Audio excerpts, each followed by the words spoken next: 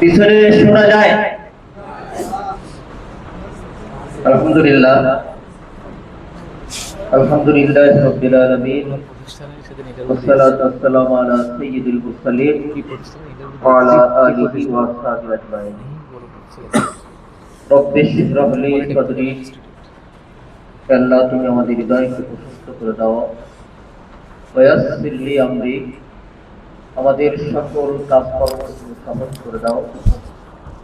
ওয়াহলুল উকদাতাম মিন লিসানি, আমাদের কথার জড়তা তুমি দূর করে দাও।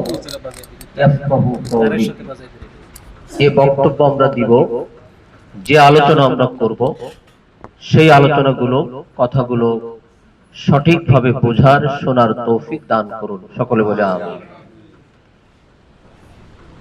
বাংলাদেশ জামাত ইসলামী খুলনা মহানগরীর একটি গুরুত্বপূর্ণ থানা। এই থানার উদ্যোগে আয়োজিত আজকের এই দিনব্যাপী কর্মী শিক্ষা শিবিরের সম্মানিত সভাপতি, সঞ্চালক, প্রিয় শ্রদ্ধাভাজন কর্মী ভাইয়েরা, ডেলিগেট ভাইয়েরা, খুলনা মহানগরী শাখার পক্ষ থেকে আপনাদেরকে কংগ্রাচুলেশন, অভিনন্দন। তো ভালো আছেন সকলে? শুক্রিয়া। 8:45 বাজে নাস্তা গ্রহণ করা সম্ভব হয়েছে?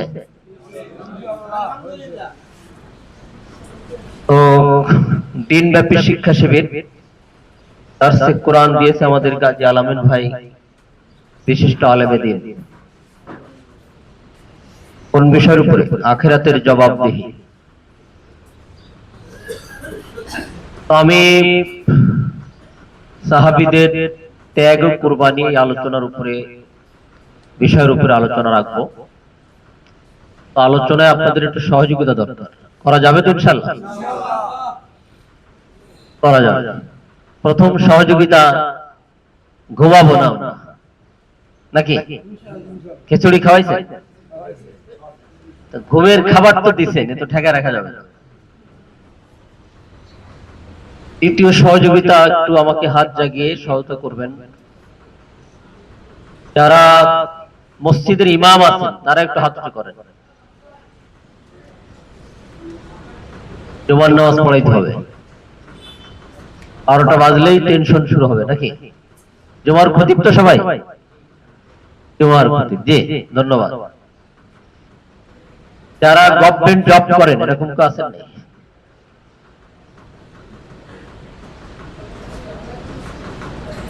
সরকারি চাকরিজীবী ভয় আসি নাই নাকি? ওই আমার ভয় নেই। ওরা বোধহয় ইসলামী আন্দোলন গভর্নমেন্ট জব করে না করলে মুক্তি পেয়ে যাবে নাকি? আচ্ছা, ছাত্র জীবনে ইসলামী ছাত্র শিবির করার সৌভাগ্য হয়েছে যাদের, তারা একটু দেখি হাত উঁচু করেন।